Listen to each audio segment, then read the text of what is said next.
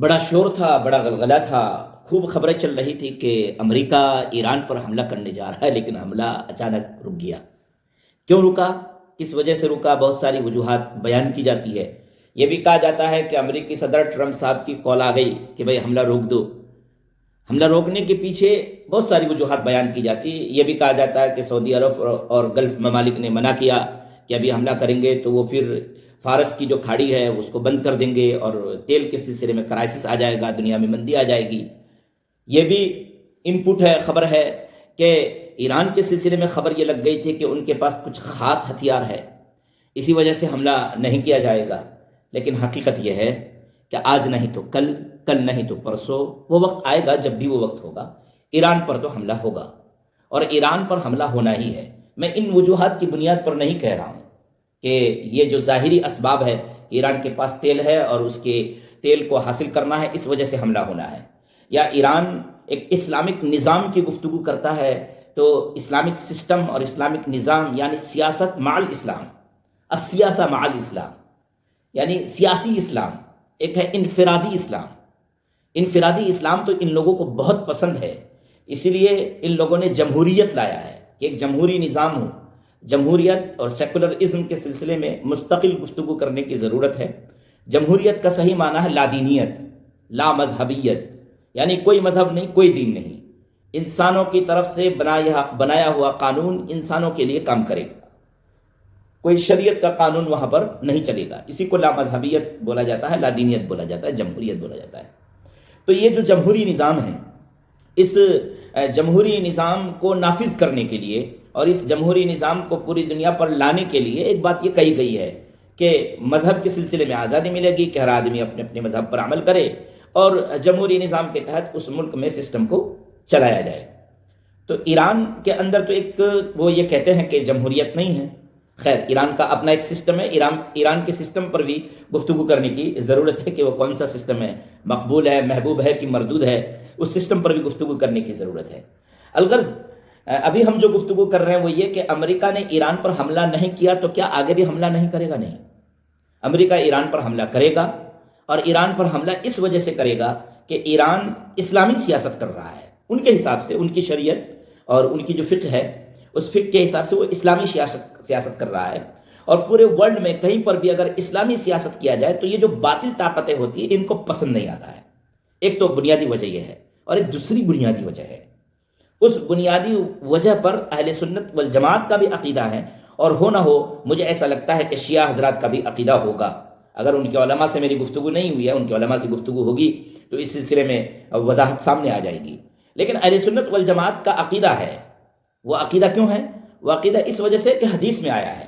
دیکھیں، خراسان کے سلسلے میں حدیثیں ہیں، اور خراسان کے سلسلے میں 3-4 حدیثیں بالکل صحیح ہے اور صحیح درجے کی ہے۔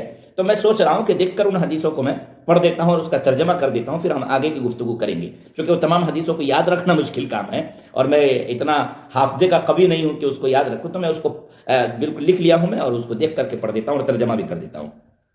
تخرج من خراسان رایات سود، یہ خراسان سے کالے جھنڈے نکلیں گے، فلا یردها شیء، اور اس کو کوئی چیز لوٹا نہیں پائے گی، واپس نہیں کر پائے گی، حتی تنصب بایلیا، یہاں تک کہ وہ یروشلم میں بیت المقدس میں جا کر کے نصب کیے جائیں گے اس کے جھنڈے۔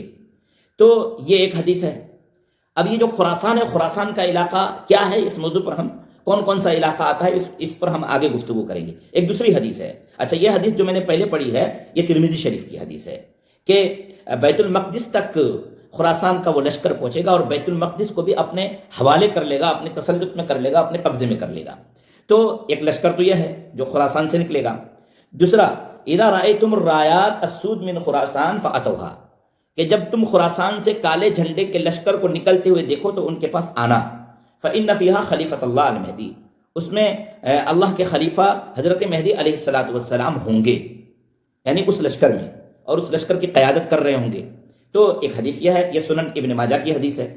ایک حدیث اور ہے، یخرج ناس من المشرق فیوتئون للمہدی سلطانہ، یہ بھی ابن ماجہ کی حدیث ہے غالباً، اور اس میں لکھا ہے کہ مشرق سے لوگ نکلیں گے اور وہ حضرت مہدی علیہ السلام کی حکومت، بادشاہت اور سلطانی کے لیے راستے ہموار کریں گے۔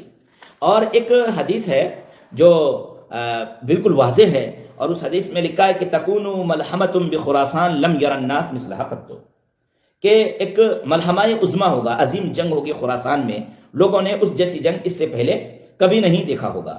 نعیم ابن حماد نے اس حدیث کو بیان کیا ہے۔ یہ میں نے 4 حدیثیں ابھی آپ کے سامنے پڑھی ہے کہ خراسان میں ایک جنگ ہوگی، خراسان سے کالے جھنڈے نکلیں گے، خراسان سے لوگ نکلیں گے، اور وہ لوگ ایلیا تک پہنچیں گے، بیت المقدس تک پہنچیں گے، اور بیت المقدس اور اسرائیل کو وہ فتح کر لیں گے، اپنے تسلط میں لے لیں گے، اپنے قبضے میں لے لیں گے، اور اس لشکر میں حضرت مہدی علیہ السلام بھی ہوں گے۔ اب پہلے ہم کو یہ سمجھنا ہے کہ خراسان کون سا علاقہ ہے۔ تو خراسان میں یہ پورا افغانستان شامل ہے، اور تقریباً 30 سے 40% ایران کا حصہ شامل ہے، اور اسی طریقے سے ازبکستان اس میں شامل ہے، اور ترکمانستان اس میں شامل ہے۔ اس پورے علاقے کو قدیم خراسان کہا جاتا ہے۔ اس کی طرف نبی پاک صلی اللہ علیہ وسلم نے اشارہ فرمایا ہے۔